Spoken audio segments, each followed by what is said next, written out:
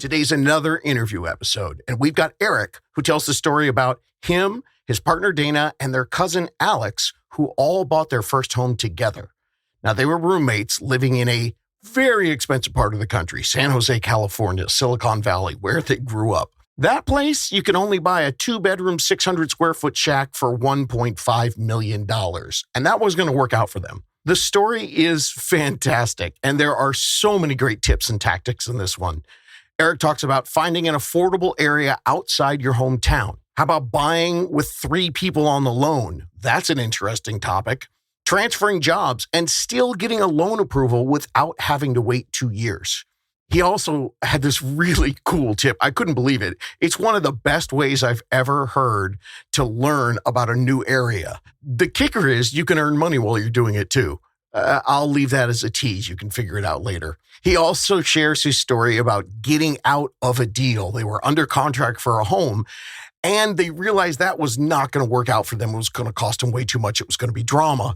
So he got out of the deal, or I should say all 3 of them got out of the deal with no issues, no loss of money. He explained how his real estate team pulled that off for him, and then how the team immediately found them another home that was even better for them. And that was the home we did the interview in. Check it out.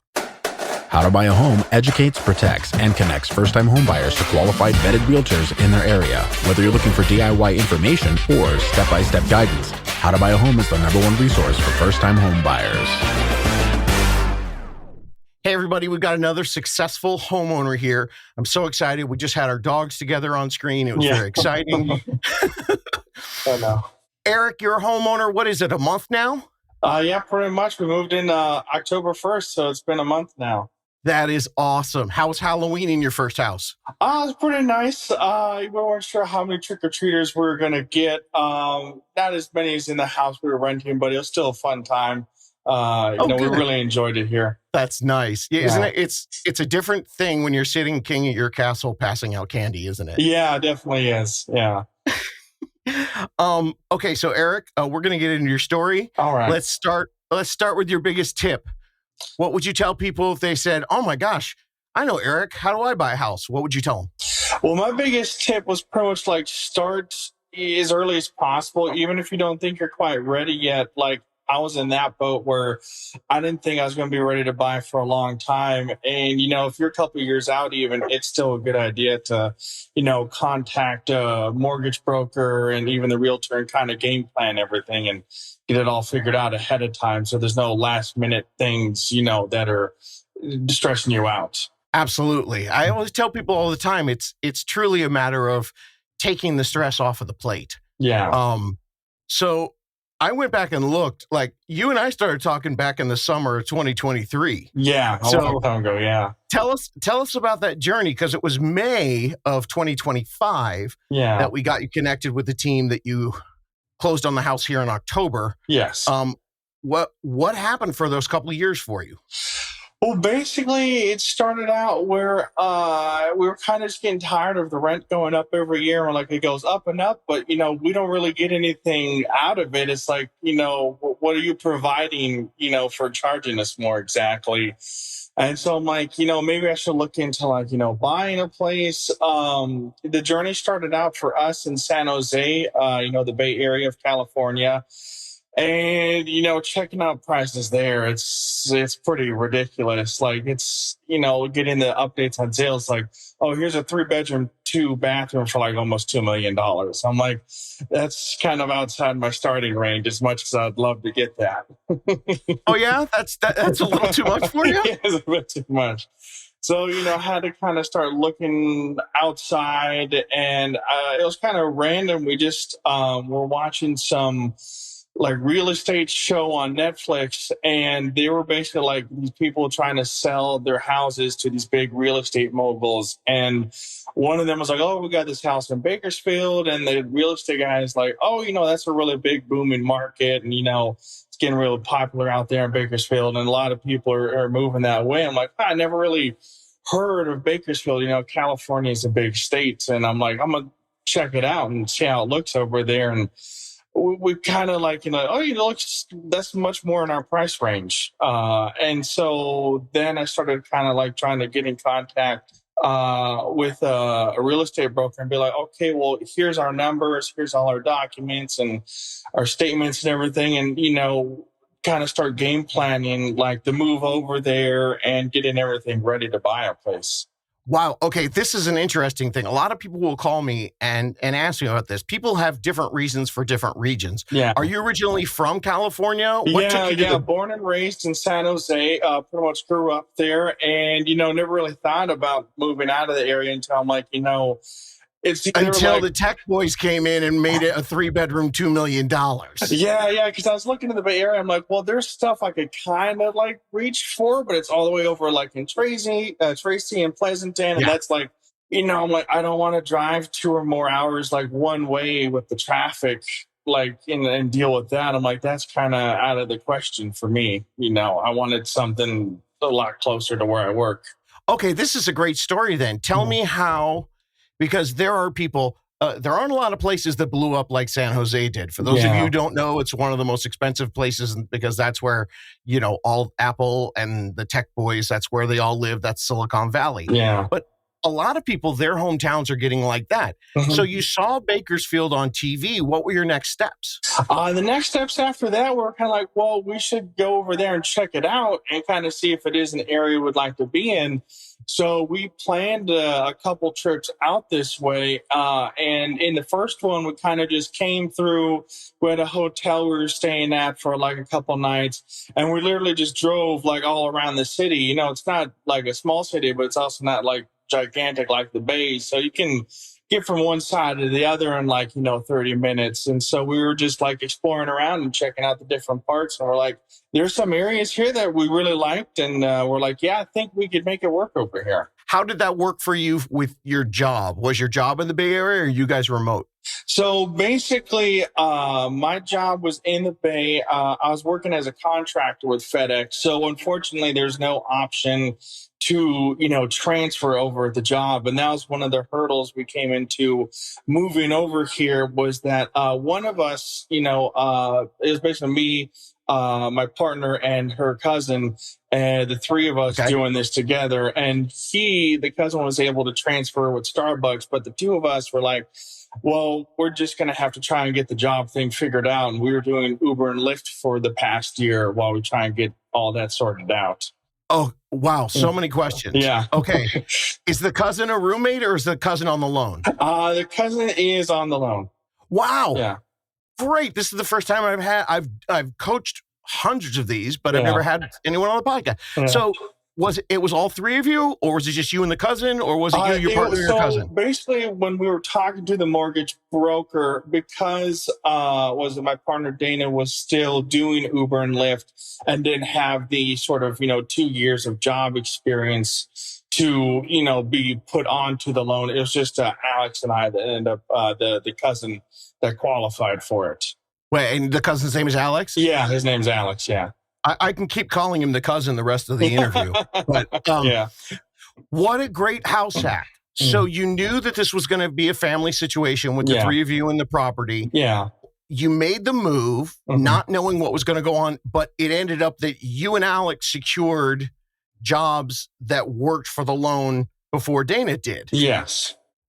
Were those jobs, were they changes? Because everyone thinks it's 2 years. Yeah. Were they jobs in the same industry?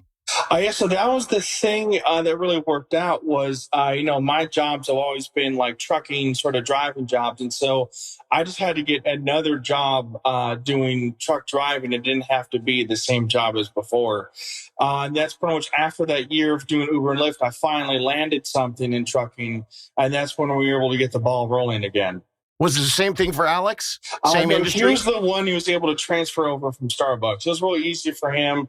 Actually, he was real lucky when we... Same job. Yeah, when we were renting the house over here, trying to get everything all lined up, his Starbucks was literally like 2 minutes right across from us, the one he transferred to. So, oh my God, he got pretty lucky with his work commute. Okay, that's another interesting thing. Is he an in-store worker or management? He is, not the store manager, but like a shift supervisor, something like that.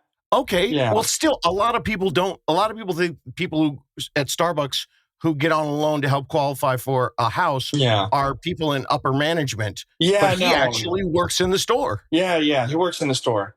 That's incredible. As a Southern California kid who has driven to Vegas quite a few times in my life, I can't believe you're in trucking and didn't know Bakersfield. I know. That's I like know. a truck haven, baby. Yeah, that's what I found out when we were checking out the place. That's when I'm like, oh, you know what? I think we could really make this work because, I'm in the trucking field and this is such a big haven for it, like a central location. And so I'm like, okay, I think we can, get something lined up here. Some of the gas stations in Bakersfield are bigger than cities, man. They're humongous, yeah. The fact that San Jose, people do not understand. You had to move, dude. Yeah. Because you guys would be living in a shack. Yeah. Well, that was one thing. Is like in San Jose, we had a little 900 square foot, like 2-bedroom apartment for like $3,000 a month. And when we came to Bakersfield, we were renting like a house that was like, almost 1,300 square feet for like $2,000. And we had a backyard and a pool. Oh my gosh. So it was like night and day difference. We're like, wow, we really upgraded here and we're just renting. We didn't even buy anything yet. All right. Well, then when we're going to look at your new payment number, now your house is $465. So you got a $465,000 house. What's your payment? So the payment is $3,200 a month. Okay. So and how big is your house? Oh my God, the house is massive. I think it was 1,800 square feet. Double the size of your San Jose place. Yeah. For $200 more a month. Yeah, pretty much. And you guys own it. What was it like? The hotel stay, that's a great tip for people. But what was it like for you guys once you got with your real estate team? Were you getting information from them to kind of understand what the area was like as well? Were you working together? I was getting a bit of info from them. Yeah, they were kind of like, tell me a bit about the different parts of Bakersfield. We kind of learned a lot, when we're doing Uber and Lyft here for the past year, though, because, with that job, you're like driving to every corner of the city. So we really, when we were buying a house, we didn't have to do the part where you kind of go and stake out the neighborhood because we'd pretty much been doing that for the entire city the last year, is checking out every last corner and you kind of learning which areas we like and which ones we don't. I'm in the middle of redoing my financial preparation for anyone who wants to buy a house. It's this 7-part series I have. And side hustles is something that I just recorded the other day. Yeah. What a great tip. Because I have so many people that move someplace and they rent for 6 months or a year. Yeah. You're already trying to figure out the neighborhood and save up for a home. Yeah. Your side hustle should be Uber and Lyft. It definitely helps. That's genius. Yeah. Oh, I love it. Okay, so then when did you guys feel like, okay, we're getting ready to go? Was it the connection with the unicorn folks and talking to the mortgage broker and running your numbers again? Yeah, we're running the numbers again. And then a couple things happened where like the place we were renting, we're not sure what was going on, but like the owner told the management, they're like, oh, he's looking to sell. So we're not going to renew you for another year. We're going to put you on a month-to-month kind of basis. I'm like, well, that kind of lines up well for us because then we don't have to pay any fee for cutting the lease early or anything. And so that was one of the things where I'm like, I reached back out. I'm like, okay, let's run the numbers again and see if we're ready to start jumping into something. If I remember correctly, your savings had changed dramatically. Did you get some kind of inheritance or windfall or what happened? Yeah, so basically, it was real unfortunate. My grandpa passed in November of last year and everything. But, we did get a sizable inheritance, and that definitely made it a lot easier for me to start getting the ball rolling a bit sooner than I was thinking. I think the moral of the story there is you had already started talking to me. Yeah. You'd made the gigantic move, and then, life happens. Curveballs happen. Yeah. But you had enough information at that point.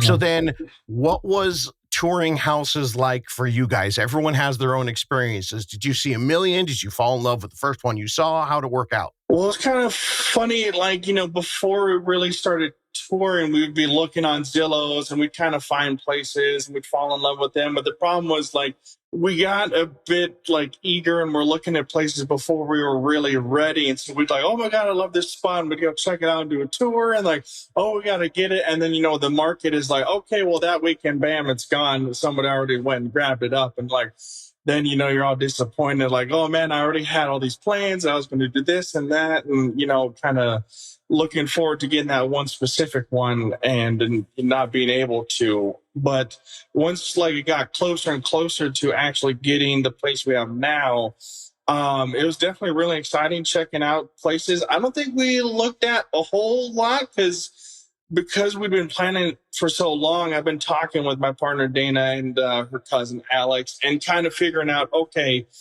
what are the things we're all kind of looking for in a property? What are the things we really want? And what are things we can kind of, go, okay, I'd like that, but I don't have to have it. And I think that made it a bit quicker in selecting something that we all liked. It's a very smart use. I tell people all the time, if you're there for a year and you're renting, don't wait till month 9, 10, or 11 to start putting your list together. Yeah. Talk about it at dinner. Yeah.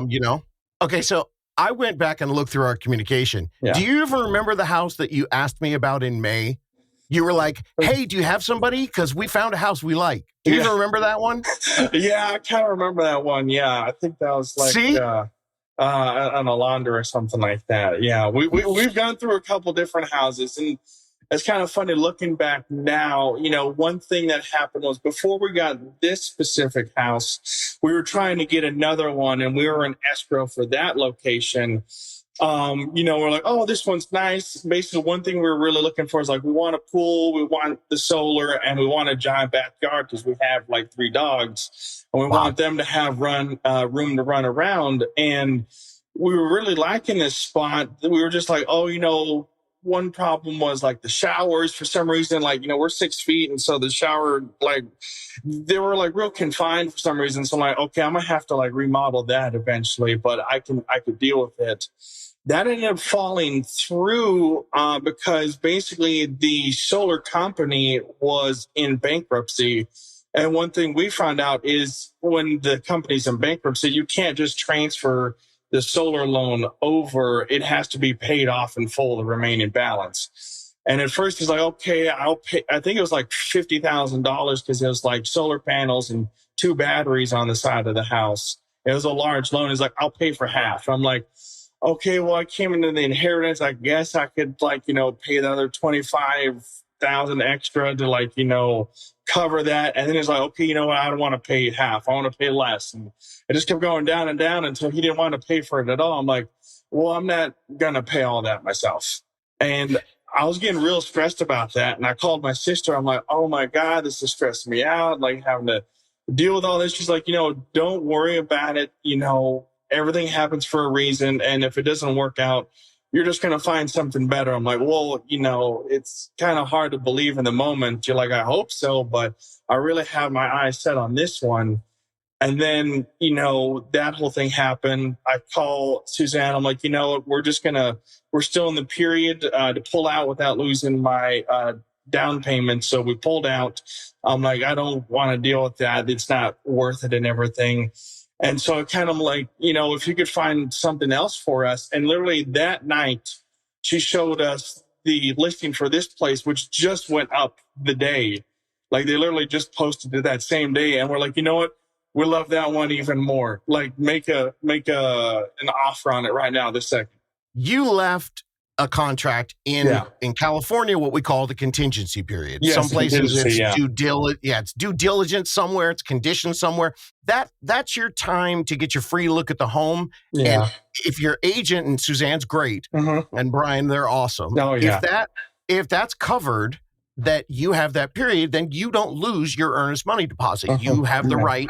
They knew what was going on with the solar. Yeah. The listing agent should have told you up front before you negotiated and went under contract. Yeah. So that's a bit of a red flag for me. So that's a blessing in disguise. Yeah, it definitely was. But what happens all the time is you end up finding, because you got a great team and we're just as disappointed as you are. Yeah.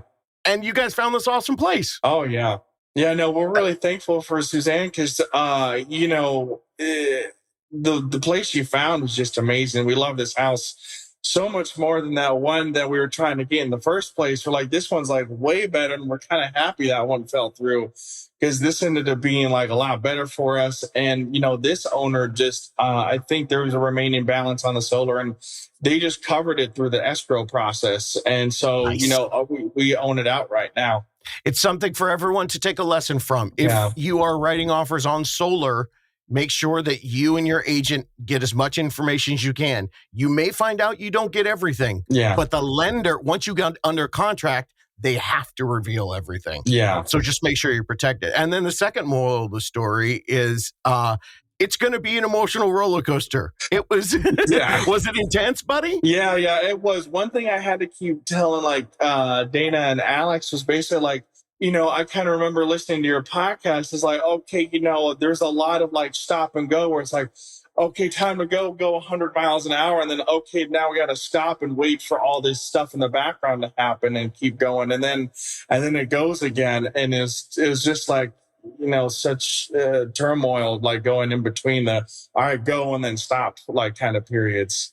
Yeah, everyone thinks that the 30-day period is going to be this step-by-step. Nope. No, It's a tornado. Yeah. It's a tornado. You don't know when it's going to land. And when it lands, suddenly you're going to get a phone call while you're in the middle of a work meeting. Yeah. You have to go DocuSign some email in your inbox in the next hour. Yeah. It's like, what?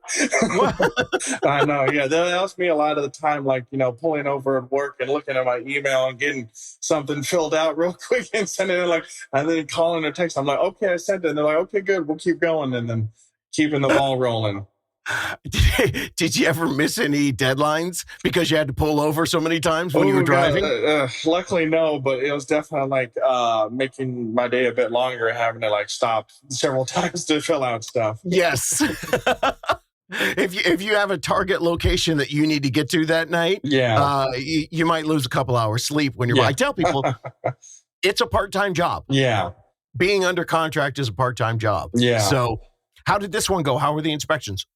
The inspections were really good. There was very minimal things, just a few oddball stuff. Like one was the garage door. They had this nice sort of decorative looking door, but I guess it wasn't fire rated. Something like the cutouts in the middle made it too thin. And so we had to get that replaced. And then there's something up in the crawl space in the attic. There needed to be some fire door. Something if a fire starts in the garage, you got to have that so it doesn't spread to the rest of the house. Luckily, it was all kind of just minor things. The only thing was we had an issue with the electrical box where the outlet wasn't working for the dryer, and then something where we weren't sure how they hooked it up for the hot tub that they have over here, and we had to get those sorted out. That was kind of the big things we had to go through. It's amazing. You're renting a 900 square foot place where you grew up, and now you have first world problems. Yeah. My hot tub electricity isn't working. Yeah. Yeah. That's incredible. Well, it sounds to me like, this took a little while. Yeah. But all the pieces fell in place at the right time. Yes. Yeah. Yeah, no, That's it's funny awesome. looking back how that kind of works out that way. Where it's just first, we're on the month to month, and then the inheritance, and then, the job lines up, and then it's just okay, everything's falling into place. Now is the time to go and get everything. What a neat story that it took Alex's Starbucks gig to get your approval over the top. Yeah, no, definitely helped. I wasn't sure at first, if we're going to need all three of us, but after talking to our broker, he's we can work it out with just the two of you. That's fine. You guys qualify. And that was part of, the pre-planning that really helped, was kind of having them, look at all the numbers and kind of figuring out okay, this is the estimate of what you would qualify for, and kind of looking for places in that sort of range. I see people so often that they put the cart before the horse, because in the analogy, the cart is way prettier than the horse. Yeah. You go to an open house and you're like, this is awesome. And then they go home and call a lender. Yeah. And in 24 hours, they're trying to figure out if they can buy a house. It's going to be stressful enough, like we talked about, when you're under contract, in escrow, what we call it in California. Yeah. So you want that to be as seamless as possible and complete. Yeah. So That's awesome. How do the dogs like the new house? Oh my God, they go crazy back here. It's like the whole backyard is humongous. So it's like a big dog park for the three of them. And, Oh, there's nothing better than just kind of sitting in my chair back there and watching them run around and, entertain each other while I just kind of enjoy, having, this big property to relax on. I don't know what anybody else out there is thinking, but that sounds like heaven to me. Oh yeah.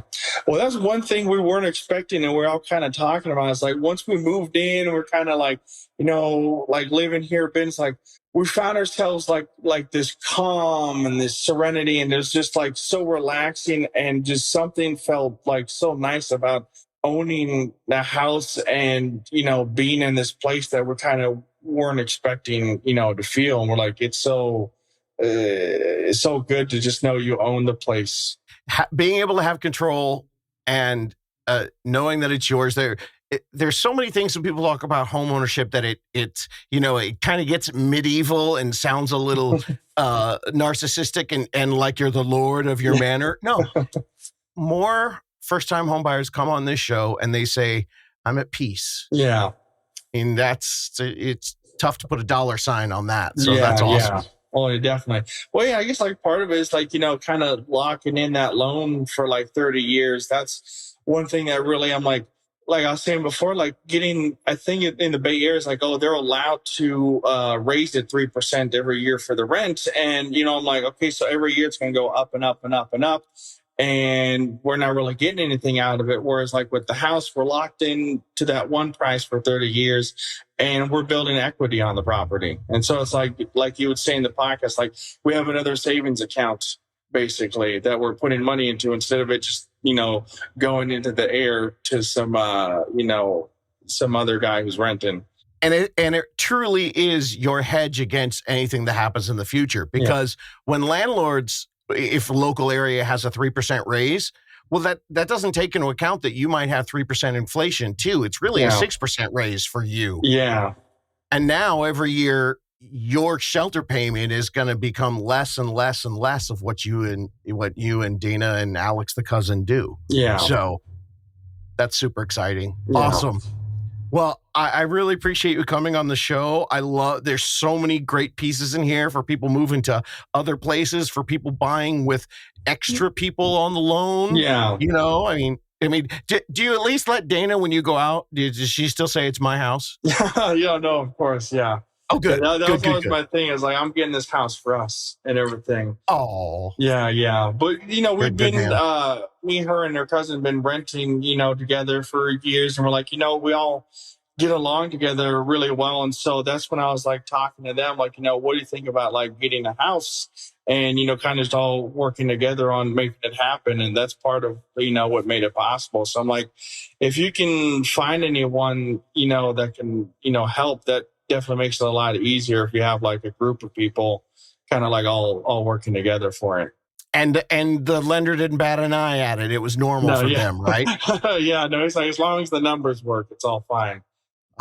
That's fantastic. Great. What a great message to share. Well, thanks so much for coming on the show. And next time you're sitting on the back patio, you just take a moment and know that I am so happy for you. I love that image. Oh, yeah. Thank you, David. Yeah, you definitely helped out a lot. And, I recommend this podcast to everybody. And I always try to tell them, like, start planning now.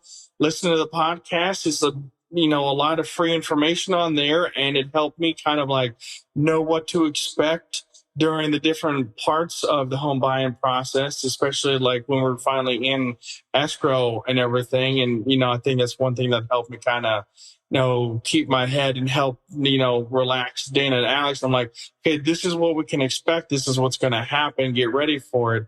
And they're like, oh yeah, it happened just like you said. I'm like, yeah, David kind of, talked about this. And so I already knew what was going to, come down the line. Yeah, I don't sugarcoat anything. Yeah, let you know. I'll let you know that what's helps. coming. Yeah. But because I tell people all the time, I've read this story before.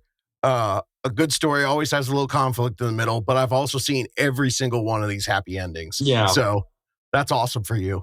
Thanks so much for coming on the show, Eric. I appreciate it. Of course. Thanks for having me. Well, a big thank you to Eric for sharing that inspirational and educational story. I think he said it best.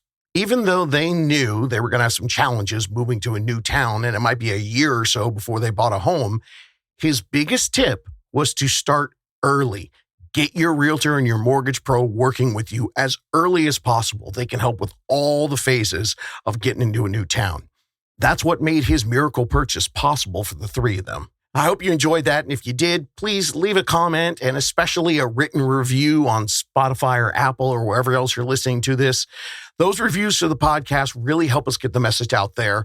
So other deserving renters who want to be home buyers, just like you, they can find this and hear these great stories. So what are you waiting for? Eric said it. He said start early. Go to howtobuyahome.com today, and you can hit the Ask David button and ask me directly your personal question, and I answer it myself. There's also a spot you can just jump right in and say, all right, Sidonia, I'm ready for a unicorn. It's proven with hundreds of interviews, and Eric's just the most recent one. The results are in. You can do this.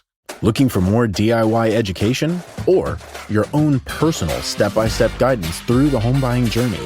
Since 2019, How to Buy a Home has been the #1 resource for first-time home buyers. So visit howtobuyahome.com to get started.